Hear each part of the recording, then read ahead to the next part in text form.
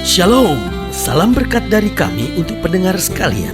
Saat ini pendengar akan diberkati dengan program Hari Ini Harinya Tuhan bagian yang ke-8.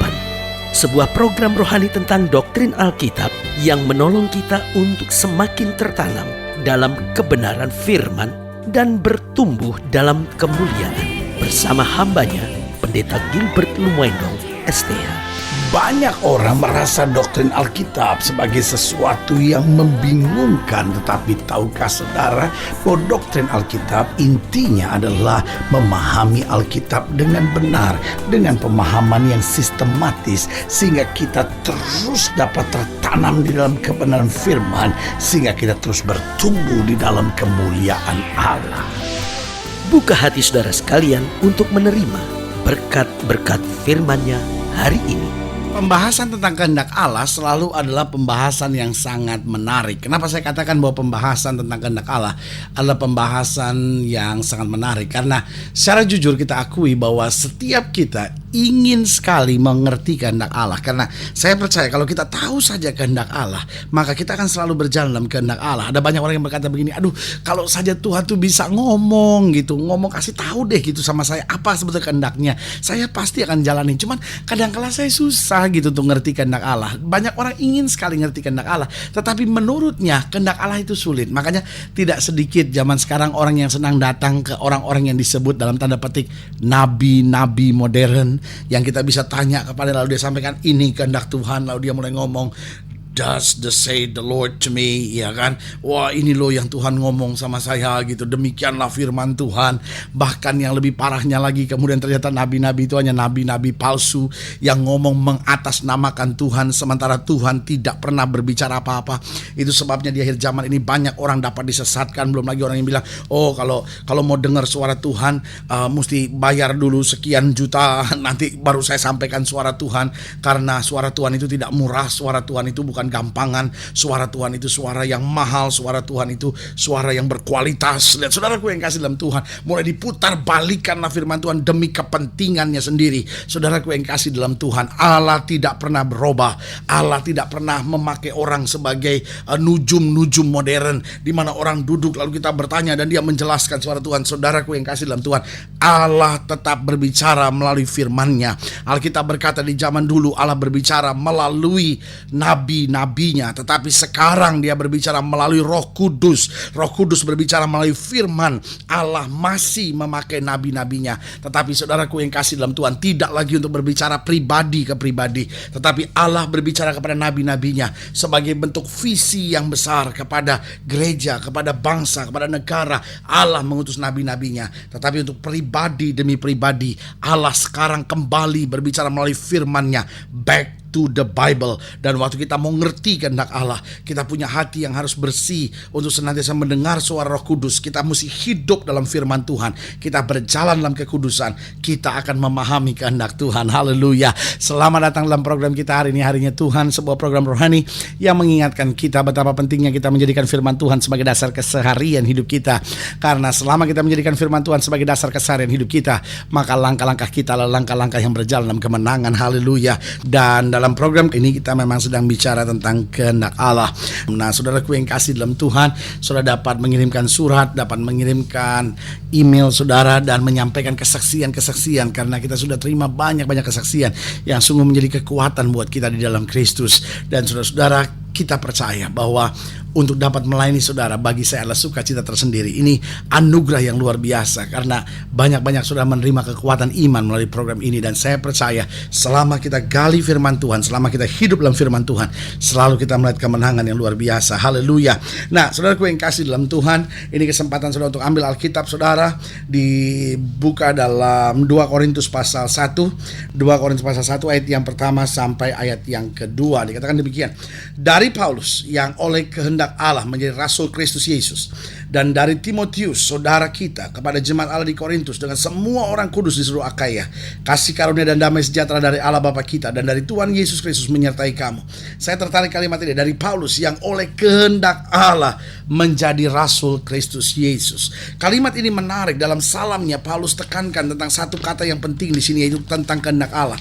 Dengan lain kata, Paulus mau tekankan bahwa kalau saya menjadi rasul bukan karena kemauanku sendiri. Aku tadinya orang-orang yang tidak mengerti, aku orang yang tadinya tidak memahami jalan Tuhan, tetapi oleh karena kehendaknya, aku dipanggilnya, dipersiapkannya, diperlengkapinya, dijadikannya rasul. Dan kalau hari ini aku menjadi rasul, tidak ada yang perlu kubanggakan, semata-mata hanya karena kehendaknya. Nah, dari sini kita bisa belajar beberapa perkara penting tentang kehendak Allah. Yang pertama, kehendak Allah tidak memerlukan persetujuan manusia. Saya ulangi sekali lagi, kehendak Allah tidak memerlukan persetujuan manusia. Saudaraku yang kasih dalam Tuhan, Tuhan tidak bertanya kepada Paulus terlebih dahulu, apakah engkau setuju untuk menjadi rasul? Karena kehendak Allah tidak membutuhkan persetujuan manusia. Itu sebabnya tidak selamanya kehendak Tuhan harus yang menyenangkan. Ada orang-orang yang beranggapan begini, kalau yang menyenangkan itu pasti kehendak Tuhan, tetapi yang tidak menyenangkan itu pasti bukan kehendak Tuhan. Saudaraku yang kasih dalam Tuhan, saya mau beritahu itu pandangan yang keliru. Kenapa? Karena kehendak Tuhan seringkali juga hal-hal yang tidak menyenangkan. Awalnya, ini harus sudah penting.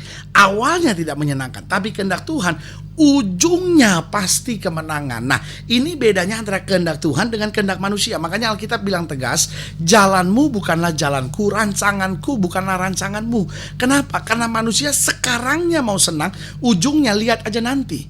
Tapi Tuhan ujungnya itu menyenangkan, tapi sekarangnya mungkin melewati badai. Tetapi kehendak Tuhan tidak memerlukan persetujuan manusia, hanya memerlukan keberanian untuk berkata, ya Tuhan, saya mau berjalan dalam kehendak-Mu. Jadi ingat ya, yang pertama, kehendak Allah tidak memerlukan persetujuan manusia.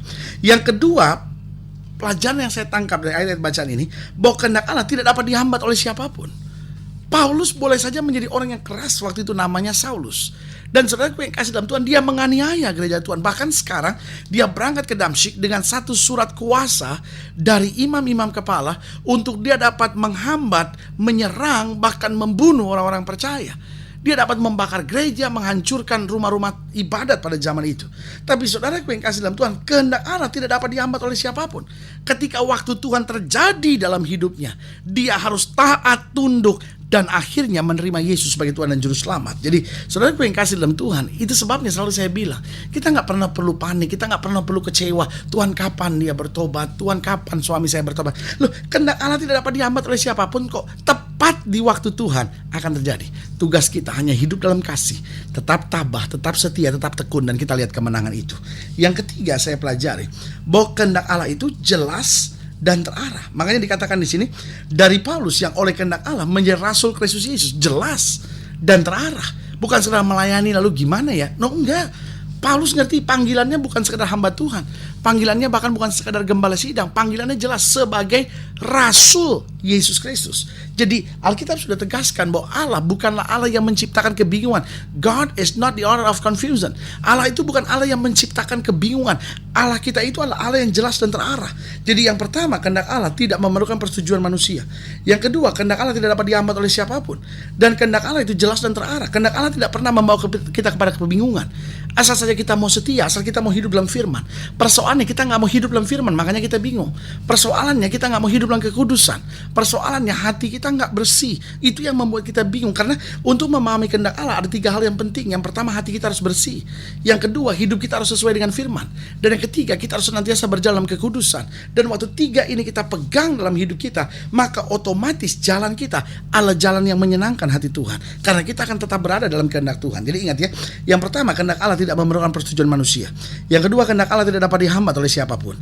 Yang ketiga, kehendak Allah itu jelas dan terarah. Dan yang keempat, yang terakhir saya pelajari, bahwa kehendak Allah itu harus dijalani dalam ketaatan. Nah, ini yang penting. Karena saudaraku yang kasih dalam Tuhan, kehendak Allah meskipun jelas dan terarah, kehendak Allah meskipun pasti, tetapi kitanya harus taat. Kehendak Allah tidak pernah akan memaksa siapapun. Ini yang harus sudah mengerti. Ada banyak orang yang berkata, ya kalau Allah menghendaki juga Allah akan memaksa saya. Tidak. Kehendak Allah tidak pernah memaksa. Ada banyak orang yang bilang gini, ya saya mungkin belum kehendak Allah kali saya berhenti merokok. Buktinya sampai sekarang saya masih kepengen merokok. Loh, butuh ada ketaatan, butuh ada perjuangan. Untuk saya berkata tidak. Dan Roh Kudus akan menguatkan kita. Tapi Kehendak Allah tidak pernah memaksa. Bukan berarti bahwa oh ya nanti Tuhan angkat semua rasa kepengen ngerokok saya. Loh, bisa saja ada orang-orang yang ngalamin begitu. Tetapi saudaraku yang kasih dalam Tuhan, secara umum, secara general, Allah tidak pernah akan memaksa kehendaknya untuk dipraktekkan. Tetapi waktu kita taat, waktu kita mau, waktu kita rela, maka kita akan mampu berjalan dalam kehendak Allah. Tahukah saudara, orang-orang yang berjalan dalam kehendak Allah akan tetap kuat menghadapi segala perkara. Orang-orang yang berjalan dalam kehendak manusia akan banyak kecewa. Orang-orang yang berjalan dalam kehendaknya sendiri awalnya mungkin bersuka cita, tapi ujung-ujungnya air mata. Tetapi orang yang berjalan dalam kehendak Allah awalnya bisa saja air mata, tetapi ujung-ujungnya sukacita, kemenangan, damai sejahtera. Itu yang Bapa janjikan buat kita. Saudara gue yang kasih dalam Tuhan, kalau saudara ingin dilayani lebih jauh, hubungi kami melalui telepon, hubungi kami melalui surat, kunjungi website kami, karena kami ada untuk membawa Bapak Ibu Saudara senantiasa lebih dekat pada Tuhan, mengalami kasih kuasa mujizat yang luar biasa. Haleluya.